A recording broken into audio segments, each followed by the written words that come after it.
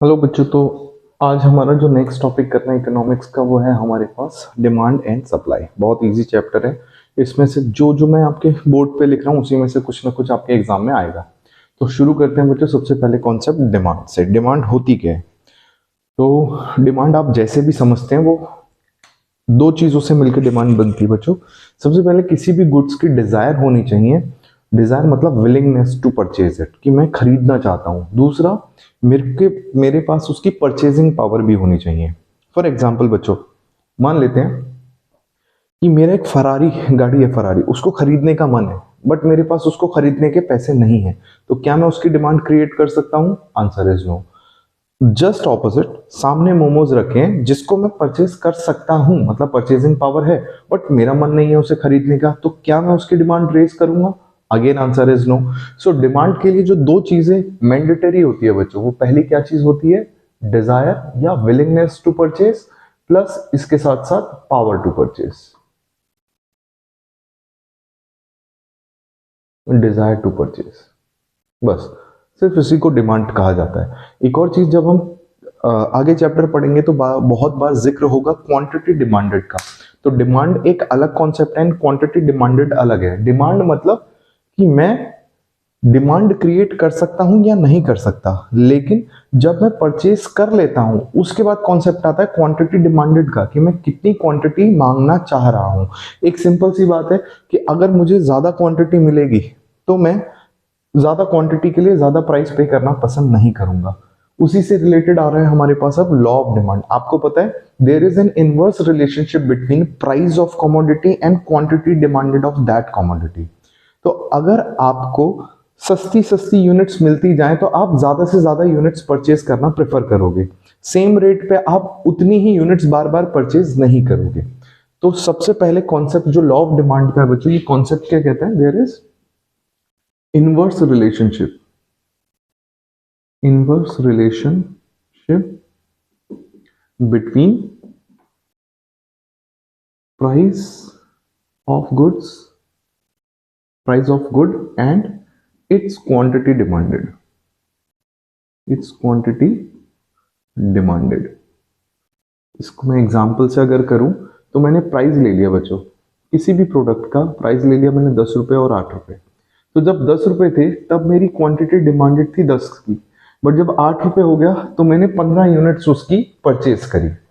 तो यही हमारा कॉन्सेप्ट ऑफ या लॉ ऑफ डिमांड होता है कि भाई अगर आप किसी भी गुड्स के प्राइस कम करोगे तो उसकी डिमांड बढ़ेगी। और ये नॉर्मल, आपको भी पता है बच्चों, चीजें महंगी कब होती है? चीजें महंगी तब होती है जब उसकी डिमांड बढ़ने लग जाए और सप्लाई उतनी रहे, तो ऑटोमेटिकली प्राइसेस बढ़ जाते हैं। एंड जस्ट ऑपोजिट, अगर आप डिमांड कम कर दोगे तो डिमांड कम हो जाएगी तो ऑटोमेटिकली उसके जो प्राइसेस हैं उन पे इफेक्ट आएगा। या फिर हम ये चाहेंगे कि अगर मेरे को ज्यादा प्राइस देना पड़ रहा है तो मैं कम क्वांटिटी लूंगा, और अगर मुझे कम प्राइस देना पड़ता है तो मैं ज्यादा क्वांटिटी लूंगा। तो इनवर्स रिलेशनशिप का मतलब ये हुआ बच्चों, अगर आप प्राइस की तरफ देखोगे तो प्राइस गया डाउन, लेकिन अगर आप क्वांटिटी की तरफ देखोगे तो मैंने क्वांटिटी डिमांडेड बढ़ा दी। तो इस इनवर्स रिलेशनशिप को हम बोलते हैं लॉ ऑफ डिमांड। आगे बच्चों कोई भी आप कॉन्सेप्ट कर रहे हो ना, याद रखना कि ये लॉ ऑफ डिमांड उस एग्जाम्पल पे एप्लीकेबल होना चाहिए। जब हम इलास्टिसिटी करेंगे तब इस चीज को आपको ध्यान रखना है कि आपको एक को बढ़ाना है तो एक को घटाना है। अगर दोनों को सेम डायरेक्शन में रख दोगे तो law of demand he follow नहीं होगा, और वहां इलास्टिसिटी ऑफ डिमांड का क्वेश्चन आपका गलत हो सकता है। ठीक है, लॉ ऑफ डिमांड हमारी समझ आता है। नेक्स्ट कहता है बच्चों कॉजेस ऑफ डाउनवर्ड स्लोपिंग। अब डाउनवर्ड स्लोप मतलब सिंपल सी बात है बच्चों, इनवर्स है तो इस टाइप से बनेगा डाउनवर्ड। अब चाहे मैं आपको ऐसे दिखा देता हूं बच्चों, ये यहाँ होता है हमारे पास प्राइस, यहाँ होती है हमारे पास क्वांटिटी। तो प्राइस जब था मेरे पास 10 तब मेरे पास 8 यूनिट्स थी। फिर जब मैंने प्राइस थोड़ा सा कम करके 8 कर दिया तब मेरे पास 15 यूनिट्स हो गए। तो ऐसे दिखाता हूँ 10 8 10 एंड 15। तो देख रहे हो, अगर आपने प्राइस कम किया तो आपकी क्वांटिटी डिमांडेड बढ़ गई। ठीक है, ये कह रहा है causes of downward sloping demand curve, कि डिमांड कर्व डाउनवर्ड स्लोपिंग क्यों होता है? तो क्योंकि इनवर्स रिलेशनशिप है हमेशा ही डाउनवर्ड स्लोपिंग होगा। बट इसके जो रीजंस है, सबसे पहला law of diminishing marginal utility, जो कि हमने लास्ट क्लास में पढ़ लिया था। कि law of diminishing marginal utility का मतलब ये होता है कि हम जैसे जैसे एक यूनिट जो कि सेम हो, एक जैसी हो, उनको लगातार कंज्यूम करते रहेंगे तो उससे मिलने वाला सेटिस्फेक्शन कम होता रहेगा। और सिंपल सा कॉन्सेप्ट है, अगर मुझे सेटिस्फेक्शन ही कम मिल रहा है तो मैं उसके लिए सेम प्राइस तो देना प्रेफर करूंगा नहीं, मैं उसके लिए कम प्राइस देना प्रेफर करूंगा। इसीलिए जब ज्यादा पैसे दिए तो ज्यादा सेटिस्फेक्शन मिला, अब सेटिस्फेक्शन कम मिल रहा है तो मैं प्राइस भी कम रखूंगा। तो ये रीजन होता है पहला, डिमिनिशिंग मार्जिनल यूटिलिटी। दूसरा होता है बच्चों substitution effect. Substitution effect simple सा कहता है, पहले सब्सटीट्यूट गुड्स की बात करते हैं। सब्सटीट्यूट गुड्स वो हैं जो हम एक की जगह दूसरे को रिप्लेस करके यूज कर सकते हैं। तो जैसे चाय कॉफी हो गया या पेप्सी एंड थम्स अप हो गया। तो सब्सटीट्यूशन इफेक्ट कहता है कि अगर आपने पेप्सी के प्राइसेस बढ़ा दिए, वही पेप्सी हो, थम्स अप हो, कोक हो, इन सब में कोला फ्लेवर होता है, तो मुझे कोला फ्लेवर की आदत है, अगर पेप्सी के आप प्राइस बढ़ा दोगे ना तो सारे लोग पेप्सी को छोड़ के किस तरफ शिफ्ट हो जाएंगे, थम्स अप की तरफ शिफ्ट हो जाएंगे। तो दिस इज हाउ, प्राइस बढ़ेगा तो लोग वहां चले गए, उसकी क्वांटिटी डिमांडेड कम हो जाएगी। तो इसको हम बोलते हैं बच्चों सब्सटीट्यूशन इफेक्ट। नेक्स्ट आता है हमारे पास इनकम इफेक्ट। अब इनकम में बच्चों एक ध्यान रखना है, एक चीज, एक कॉन्सेप्ट होता है हमारे पास रियल इनकम। आपको रियल इनकम का मतलब पता होना चाहिए। जैसे मान लेते बच्चों की एक व्यक्ति है जिसने 100 रुपए कमाए, 100 में से उसने 20 रुपीज कर लिए सेव, तो इसका मतलब 80 रुपए ऐसे हैं जिसको वो खर्च करेगा ही करेगा। तो जो पैसे एक व्यक्ति खर्च करता है 80 रुपीज, उसको हम बोलते हैं वो रियल इनकम है। सो अब रियल इनकम में बच्चों मैं दो केसेस बनाता हूं, आप अपने आप समझ जाओगे कि रियल इनकम से कैसे हमारे पास क्वांटिटी डिमांडेड को इफेक्ट करती है प्राइस के चेंज होने पे। मैं कहता हूं कि मुझे 80 रुपए ही खर्च करने हैं। अगर किसी चीज का प्राइस 10 रुपीज हो तो मैं उसकी कितनी क्वांटिटी लूंगा, मैं 8 लूंगा, 80 हो गया। लेकिन अगर उसका प्राइस कम होके 8 रुपीज हो जाए तो अब मैं कितनी क्वांटिटी डिमांड कर सकता हूं, अब मैं उसकी 10 क्वांटिटी, देख रहे हो, ये भी 80 हुआ, ये भी 80 हुआ। लेकिन जब प्राइस कम हुआ तो मैंने क्वांटिटी डिमांडेड बढ़ा दी। सो दैट मीन्स कस्टमर की, कंज्यूमर की जो रियल इनकम होती है, अगर रियल इनकम उतनी ही है और प्राइस कम हो जाए तो वो उसी इनकम में और ज्यादा गुड्स को परचेज करेगा। ठीक है। अब आप ऐसा बोल सकते हो सर नहीं, मैं तो 8 ही यूनिट्स खरीदता और बाकी जो बचता उसे सेव कर देता। तो ये एक हाइपोथेटिकल सिचुएशन है, आपको कॉन्सेप्ट समझना, आपको इधर उधर भागना नहीं है। नेक्स्ट आता है बच्चों न्यू बायर। ये भी बहुत सिंपल है कि नए बायर आएंगे। पहली बात तो नए बायर आएंगे कब, जब सब्सटीट्यूशन इफेक्ट होगा। भाई मैं किसी दूसरे प्रोडक्ट को कब यूज करूंगा, जब मुझे सस्ते में मिलेगा।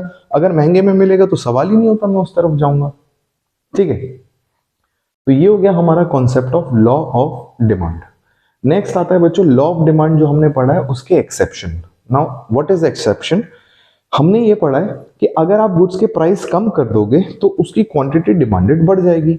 लेकिन यहां हम वो चीज पढ़ेंगे जहां पे प्राइस भी कम करोगे तो डिमांड भी कम हो जाएगी, प्राइस को बढ़ाओगे तो डिमांड भी बढ़ जाएगी। ठीक है। जिसमें सबसे पहले आता है गिफिन पैराडॉक्स, या इसे हम गिफिन गुड्स कहते हैं। ये बच्चों कुछ इंफीरियर टाइप के गुड्स होते हैं। इंफीरियर मतलब थोड़े से चीप गुड्स होते हैं। तो हमें लगता है कि कम पैसा है ना तो ये चीप होगा, अगर इसी का पैसा बढ़ा दिया जाए ना तो हम ज्यादा क्वांटिटी खरीदेंगे। ये सोच के याद रखना बच्चों, पैराडॉक्स है। पैराडॉक्स मतलब हमारे दिमाग में ख्याली पुलाव चल रहे हैं। मैंने ये सोचा कि प्राइस बढ़ गया, अब शायद इसकी क्वालिटी भी बढ़ गई होगी, but quality remain same. Product inferior होता है लेकिन पैसे बढ़ते ही हमें वो प्रोडक्ट नॉर्मल या सुपीरियर लगने लग जाता है। तो जहां पे भी जिन गुड्स में गिफिन पैराडॉक्स लगता है उन गुड्स पे लॉ ऑफ डिमांड एप्लीकेबल नहीं होता। ठीक है। सो गिफिन गुड्स क्या है बच्चों? वो इंफीरियर गुड्स जिनकी अगर वैल्यू कम हो तो हमें इंफीरियर लगेंगे, अगर वैल्यू बढ़ जाए तो नॉर्मल लगेंगे, अगर वैल्यू और बढ़ जाए तो सुपीरियर लगेंगे।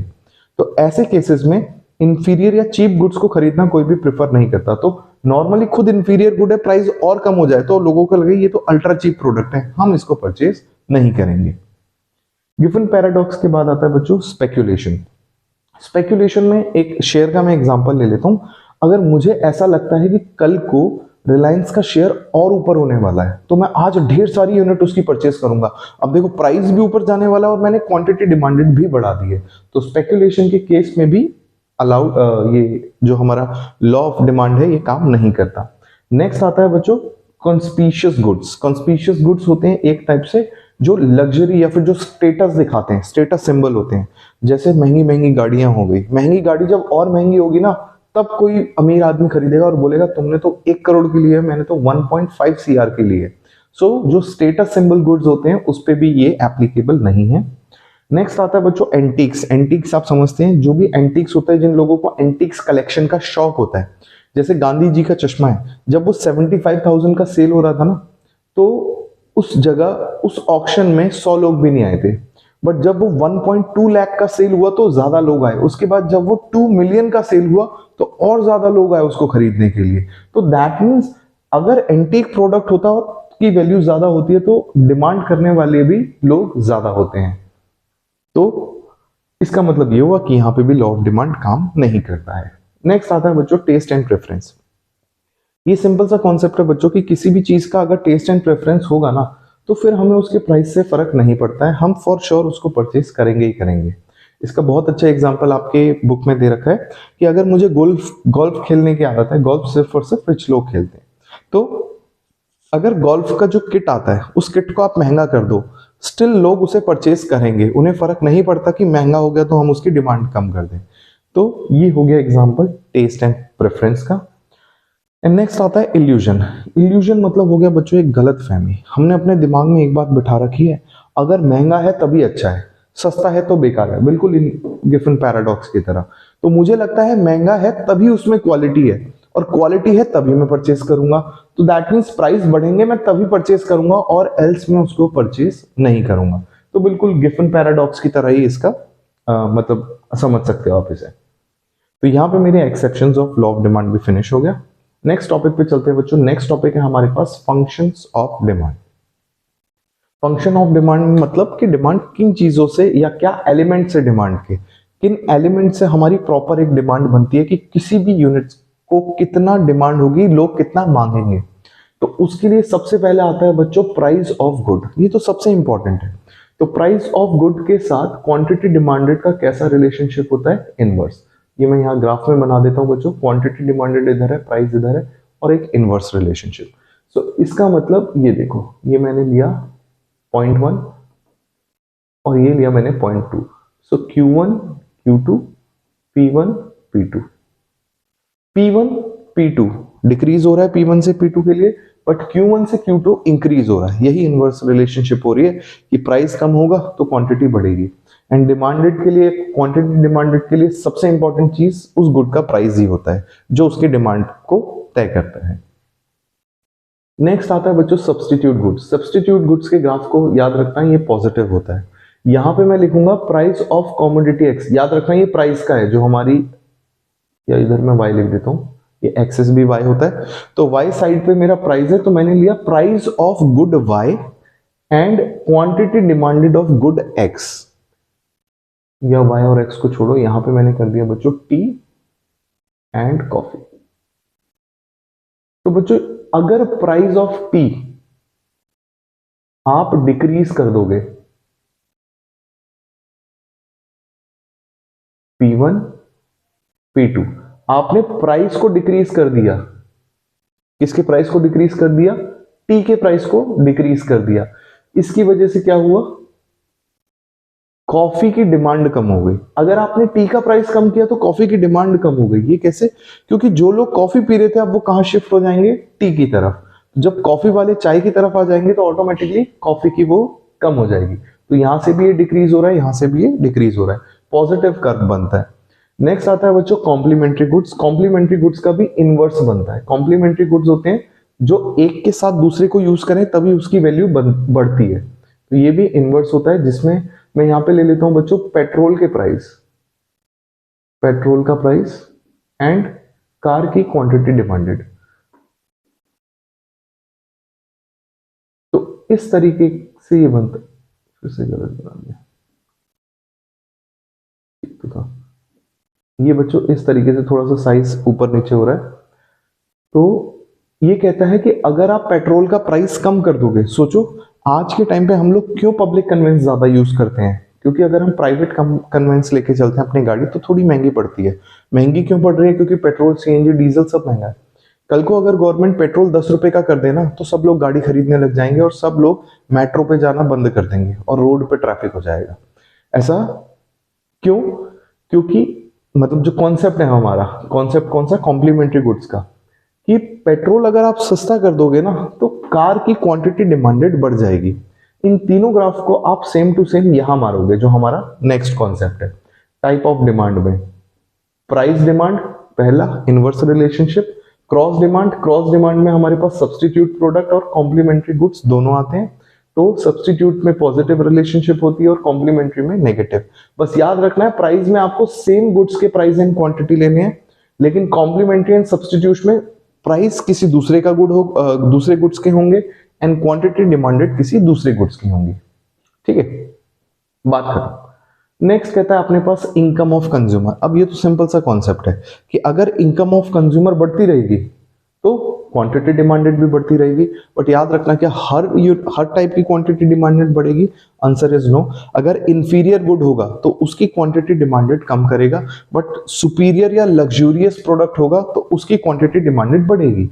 खुद देखो आप कि जब किसी फैमिली के पास पैसे नहीं होते तो वो गाड़ी नहीं रखते, वो स्कूटर रखते हैं, लेकिन जब पैसे आ जाते हैं तो स्कूटर को लात मार के वो गाड़ी ले लेते हैं। तो सुपीरियर प्रोडक्ट में जैसे ही इनकम बढ़ी, आपने क्वांटिटी डिमांडेड को इंक्रीज कर दिया।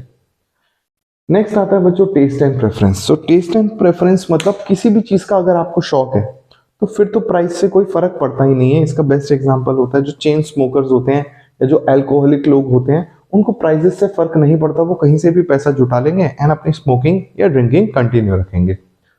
नेक्स्ट आता है बच्चों पॉपुलेशन। अब पॉपुलेशन पे भी डिमांड करती है। किस तरीके से? अब किसी भी गुड्स की डिमांड कितनी होगी ये डिपेंड करता है कि वहां की पॉपुलेशन कैसी है। फॉर एग्जाम्पल, अगर हमारी कंट्री में यंग लोग बहुत ज्यादा होंगे, यंग छोड़ो वो गलत एग्जाम्पल हो जाएगा, अगर बुढ़े लोग बहुत ज्यादा होंगे तो दवाइयां बहुत सारी बनेंगी। दवाइयों के साथ साथ जो भी मतलब ओल्ड एज वालों के लिए चीजें होती है, जो भी उनके कंफर्ट के लिए चीजें होती हैं, वो सारी की सारी ज्यादा बनेंगी। वहीं अगर बच्चे ज्यादा होंगे तो खिलौनों का प्रोडक्शन ज्यादा होगा। तो अब खिलौनों की डिमांड कितनी है इस पर डिपेंड करेगा कि हमारी जो टोटल पॉपुलेशन है उसका कितना हिस्सा बच्चे हैं, कितना हिस्सा बड़े हैं, क्योंकि बड़े लोग तो खिलौनों से खेलेंगे नहीं। ठीक है, तो this is how population. Next is climate. Climate से आप इतना सा समझो बच्चों कि अगर आप दिल्ली में बैठे हो तो दिल्ली में आपको पता है मौसम चेंज होता रहता है, यहाँ सर्दी भी बहुत होती है, गर्मी भी बहुत होती है और बारिश भी होती है। तो अब अगर मैं आपसे पूछूं कि आपको एक रजाई या एक हीटर खरीदना है, क्या आप मई जून में भी हीटर खरीदोगे? क्या मई जून में भी हीटर की डिमांड होती है? Answer is no. So heater की डिमांड कब ज्यादा मिलेगी आपको? क्लाइमेट के हिसाब से, जो स्टार्टिंग ऑफ द ईयर या फिर एंडिंग ऑफ द ईयर होता है। एंडिंग ऑफ द ईयर मतलब नवंबर दिसंबर, starting of the year is January Feb. तो ये जो 4 महीने होते हैं ये असली ठंड के महीने होते हैं। इसके बाद या तो नॉर्मल या तो गर्म माहौल होता है। तो इसीलिए क्लाइमेट पे भी डिपेंड करता है कि किसी प्रोडक्ट की कितनी डिमांड हो सकती है। तो ये सारी की सारी चीजें मिलकर डिसाइड करते हैं कि डिमांड कितनी होगी या डिमांड को अफेक्ट करते हैं। ओके बच्चों, नेक्स्ट आ गया हमारे पास टाइप्स ऑफ डिमांड, जिसमें प्राइस ऑफ डिमांड के लिए आपने ये देख लिया, क्रॉस डिमांड के लिए ये दोनों देख लिए। अब आ गया इनकम डिमांड। तो इनकम डिमांड में याद रखना बच्चों, पॉजिटिव बनेगा अगर सुपीरियर या लग्जूरियस गुड होगा। नीचे अगेन मैंने लिखा है क्वांटिटी डिमांडेड और ऊपर मैंने लिखा है वाई एक्सिस पे मैंने लिखा है इनकम ऑफ कंज्यूमर। तो देखो बच्चों, अगर इनकम बढ़ गई तो ये भी बढ़ जाएगा। वेयर एज इनवर्स रिलेशनशिप होगी in case of inferior goods. Inferior good में बच्चों अगर इनकम बढ़ गई, जैसे ये इनकम बढ़ गई है, बट इनकम बढ़ने की वजह से क्या हुआ है,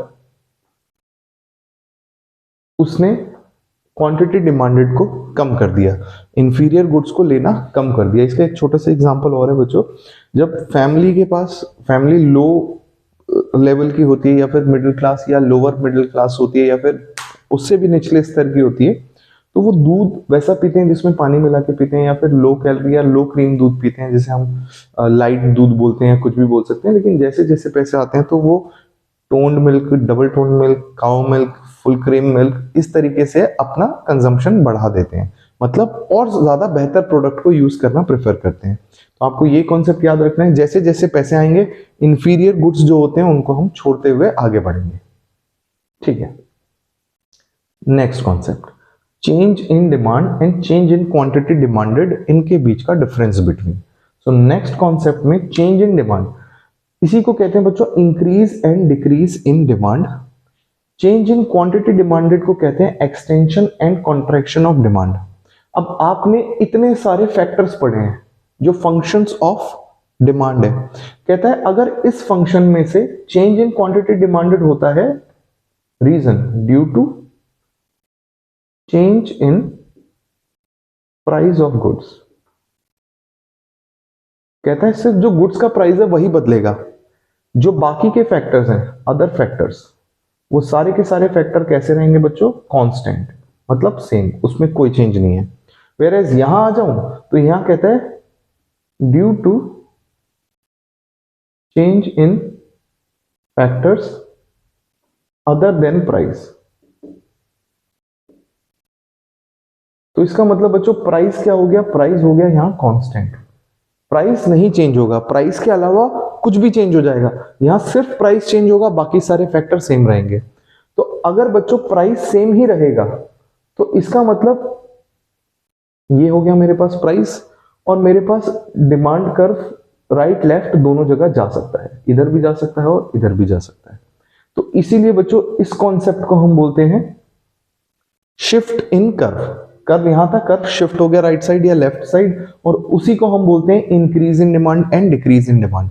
वेयर एज अगर मैं प्राइस चेंज कर दूं तो आपके पास एक ही कर्व पे अलग अलग पॉइंट्स पे,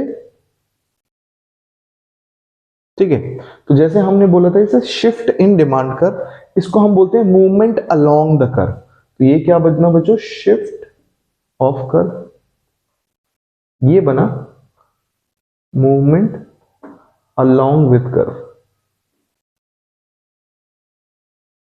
जैसे आपने अगर प्राइस बढ़ा दिया तो आपकी क्वांटिटी डिमांडेड कम हो गई, ठीक है, तो एक ही हमारे पास कर्व है, उसी पे एक पॉइंट ये आया और एक पॉइंट ये आया, तो पॉइंट शिफ्ट हो जाते हैं आगे पीछे। तो राइट मूवमेंट भी हो सकती है, लेफ्ट मूवमेंट भी हो सकती है, और इसी को बोलते हैं बच्चों extension and contraction of demand. Increase decrease क्यों नहीं बोलते, क्योंकि सिंगल डिमांड कर्व है, अगर एक डिमांड कर्व से ज्यादा बनते हैं तो उसे हम इंक्रीज डिक्रीज बोल सकते हैं, ठीक है। ये कॉन्सेप्ट भी खत्म। नेक्स्ट पे चलते हैं बच्चों। नेक्स्ट आता है हमारे पास elasticity of demand. Elasticity of demand का मतलब क्या होता है, इसका मतलब होता है बच्चों change in quantity demanded due to change इन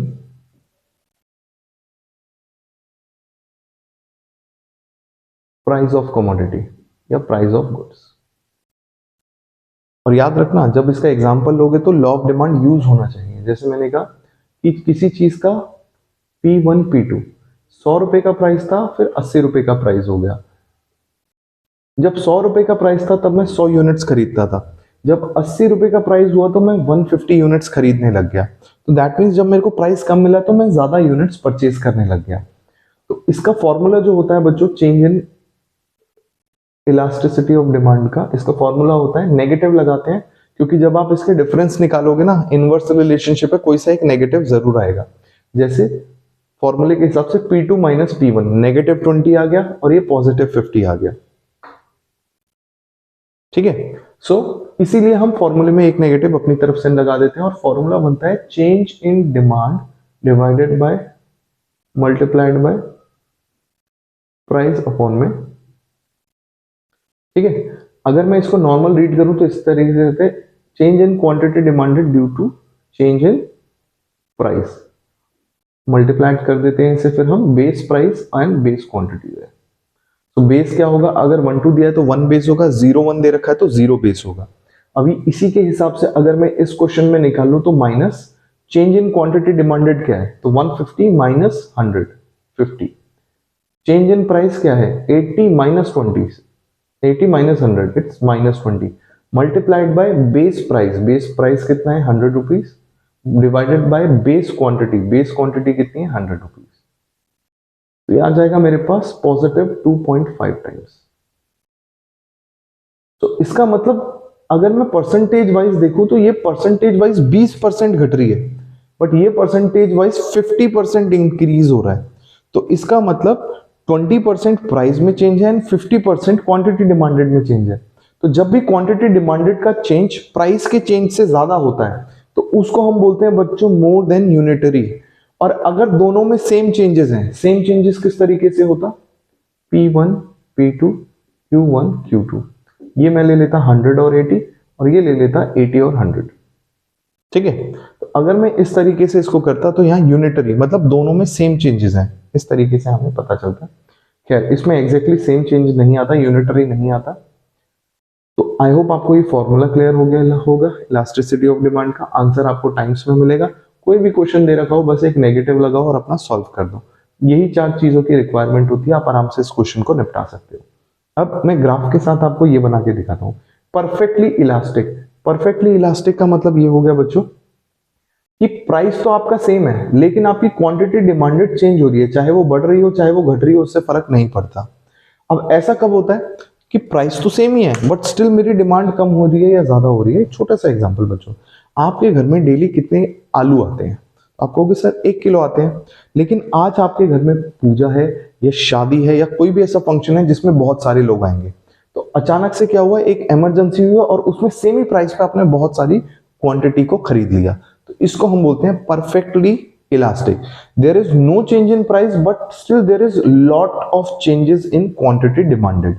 इसका जस्ट ऑपोजिट होता है बच्चों इन इलास्टिक डिमांड, जिसमें क्या होता है, इन इलास्टिक डिमांड में बच्चों ऐसा कर्व बनता है, ये होता है पैरेलल टू एक्स एक्सिस, ये होता है पैरेलल टू वाई एक्सिस, जिसमें कहता है आप प्राइस तो चेंज करते रहो बट क्वांटिटी डिमांडेड सेम ही रहेगी। अब देखो मैंने P1 किया, P2 किया, P3 किया, लेकिन क्वांटिटी डिमांडेड मेरी Q पे ही रही। ऐसा कब होता है बच्चों, ऐसा होता है नेसेसिटी प्रोडक्ट्स के साथ, जिसको आप एक लिमिट तक ही ले सकते हो, विद लिमिट। जैसे नमक, सॉल्ट इसका बेस्ट एग्जांपल है। नमक अगर सस्ता हो जाए तो कल से क्या 2 किलो खा लोगे एक दिन में, नहीं खा सकते। बट अगर मैं कहता हूं दूध सस्ता हो जाए, दूध की आप क्वांटिटी थोड़ी सी बढ़ा सकते हो, तो दूध जो होगा वो लेस देन यूनिटरी इलास्टिक होता है, बट सॉल्ट जो है वो एकदम इनइलास्टिक होता है। मोर देन यूनिटरी इलास्टिक में बच्चों इस टाइप का कर्व बनता है, ये ना थोड़ा इस तरीके से बनता है। अब ध्यान से देखना बच्चों, प्राइस में तो इतना सा डिफरेंस है और क्वांटिटी डिमांडेड में इतना बड़ा डिफरेंस है, इसको हम बोलते हैं more than unitary. Next unitary, unitary के लिए एकदम 45 डिग्री का एंगल इसमें बनाना होता है और सेम डिफरेंसेस आते हैं इसमें, ये एकदम परफेक्ट नहीं बना है,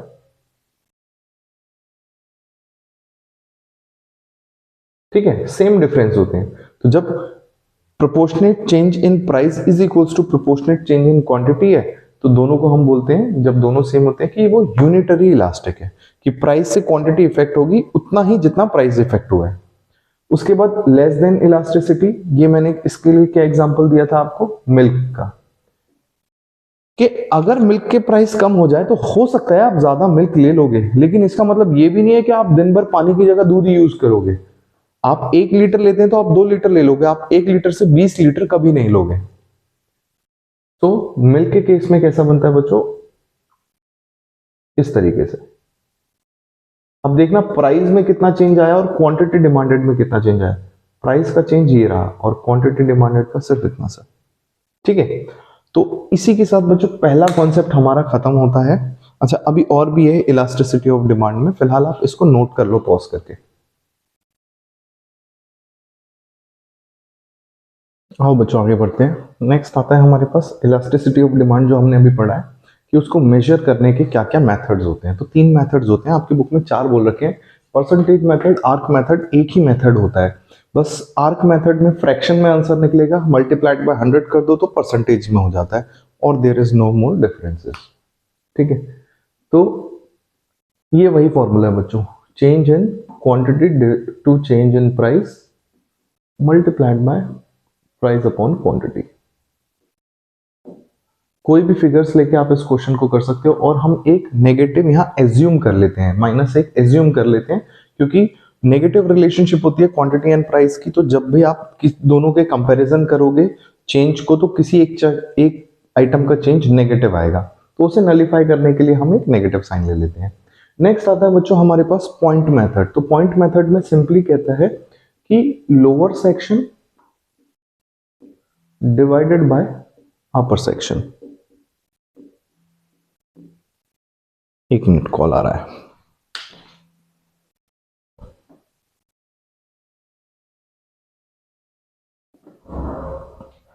तो जैसे बच्चों यहां पे मैं पॉइंट्स को नाम दे देता हूं, A B C D and E, ठीक है। तो क्या बताया मैंने बच्चों, अब मैं आपसे बोलता हूं पॉइंट बी पे मेरे को बताइए कितनी होगी इलास्टिसिटी ऑफ डिमांड। अब ये मैं बच्चों सबको 1 यूनिट रख रहा हूं कि ये सारे गैप 1 यूनिट के हैं, ठीक है।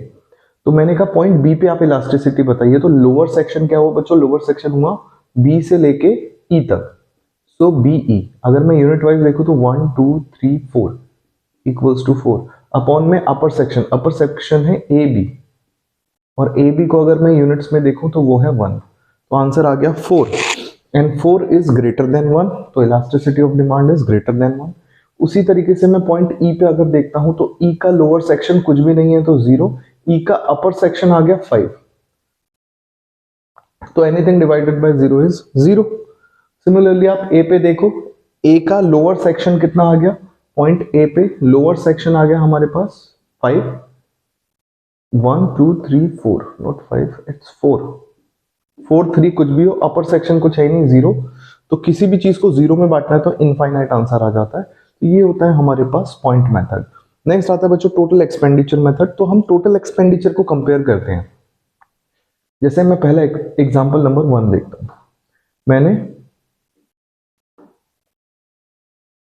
मान लेते हैं प्राइस रखा 10 यूनिट्स का एंड उस पे क्वांटिटी थी 8 यूनिट्स की। दूसरा, मैंने सेकंड प्राइस में प्राइस कम कर दिया तो क्वांटिटी बढ़ के हो गई इतना। मैं टोटल एक्सपेंडिचर आपसे पूछता हूं तो आप कहोगे यहां पे भी 80 है एक्सपेंडिचर, यहां पे भी 80 है।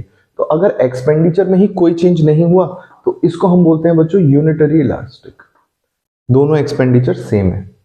दूसरे में P1 P2 ये 10 था, Q1 भी 10 था, टोटल हो गया 100 रुपीज का एक्सपेंडिचर।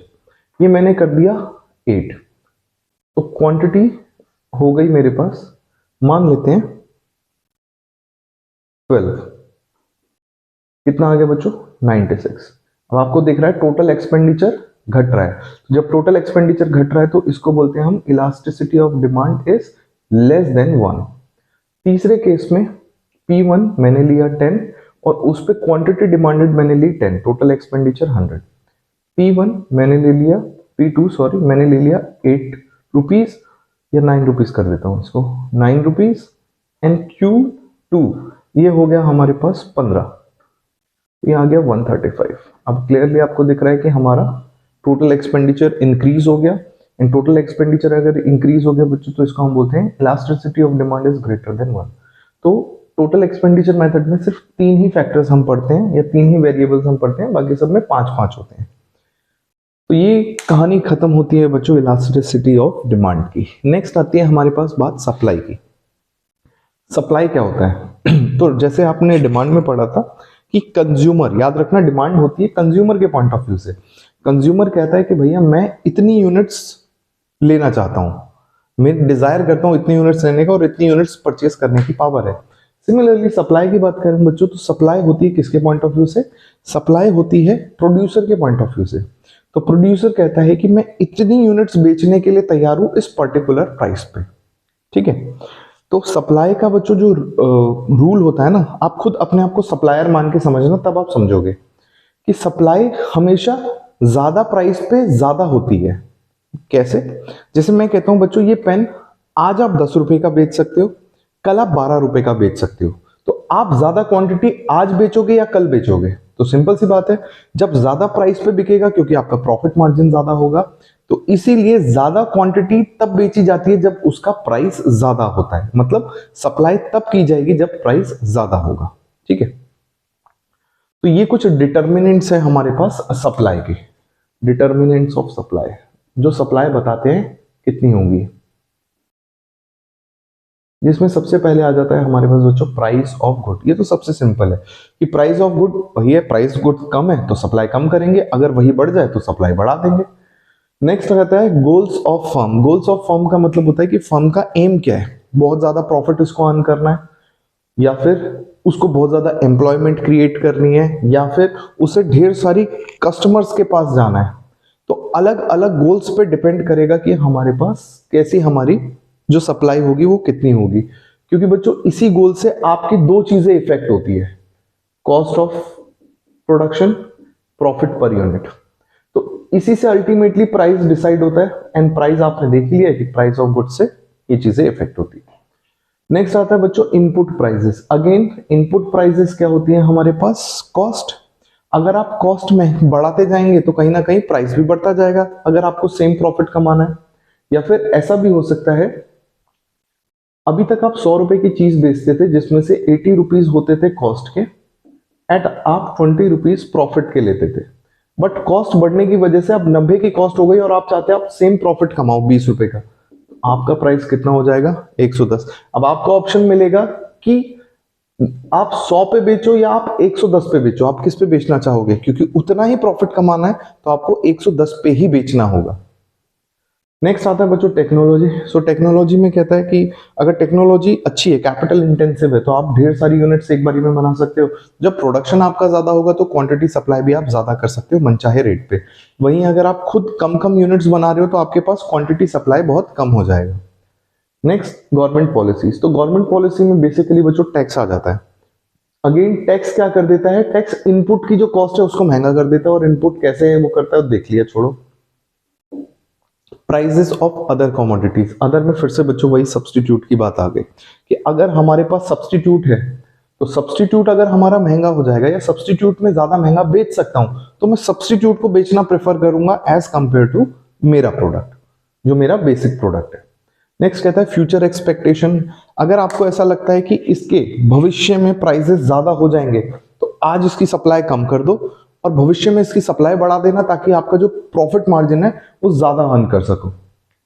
नेक्स्ट आता है बच्चों हमारे पास number of firms in market. अब सिंपल सी बात है, जितनी ज्यादा मार्केट में फर्म्स होंगी उतनी ज्यादा प्रोडक्शन होगी, उतनी ज्यादा सप्लाई होगी। नेक्स्ट आता है नेचुरल फैक्टर्स। नेचुरल फैक्टर्स मतलब कभी जैसे अर्थक्वेक आ गया या कुछ आ गया, उसकी वजह से सप्लाई अफेक्ट हो जाती है। तो याद रखना ये जो पूरा कॉन्सेप्ट है ये आप एक सप्लायर के पॉइंट ऑफ व्यू से पढ़ रहे हो, ना ही आप देश के पॉइंट ऑफ व्यू से पढ़ रहे हो, ना ही आप इकोनॉमी के पॉइंट ऑफ व्यू से पढ़ रहे हो, ना ही आप कस्टमर के पॉइंट ऑफ व्यू से पढ़ रहे हो। ये सप्लायर के पॉइंट ऑफ व्यू से हमने सारी चीजें देखी कि अगर मुझे ज्यादा मार्जिन मिलेगा तो मैं ज्यादा क्वांटिटी बेचूंगा, कम मार्जिन मिलेगा तो कम क्वांटिटी बेचूंगा। सिंपल सा कॉन्सेप्ट, ठीक है। नेक्स्ट आगे बच्चों हमारे पास इक्विलिब्रियम, जो कि इस चैप्टर का हमारा लास्ट टॉपिक है। तो इक्विलिब्रियम क्या है बच्चों, इक्विलिब्रियम जहां पे डिमांड और सप्लाई दोनों एक दूसरे को जिस पॉइंट पे इंटरसेक्ट करती है। नॉर्मली ऐसा बोला जाता है कि इक्विलिब्रियम पॉइंट होता है, इस पे जो प्रोड्यूसर होता है बच्चों, प्रोड्यूसर अपना मैक्सिमम प्रॉफिट अर्न कर लेता है, और जो हमारा कस्टमर होता है वो मैक्सिमम सेटिस्फेक्शन अर्न कर लेता है, ठीक है। सो उसी को हम इक्विलिब्रियम कहते हैं। जनरली हम बोल देते हैं at equilibrium is the point where demand is equals to the supply, ठीक है। सो ये हो गया वो प्राइस जिस पे इक्विलिब्रियम बना है, और इसी प्राइस पे प्रोड्यूसर हाईएस्ट प्रॉफिट कमा रहा है, कंज्यूमर मैक्सिमम सेटिस्फेक्शन ले रहा है, ठीक है। और इसी के साथ बच्चों यहाँ की कहानी, इस चैप्टर की कहानी खत्म होती है। बहुत छोटा सा चैप्टर था, एटलीस्ट 2 बार इसे वीडियो से देख के खत्म कर लेना। इसको पॉज करके आप नोट कर लो।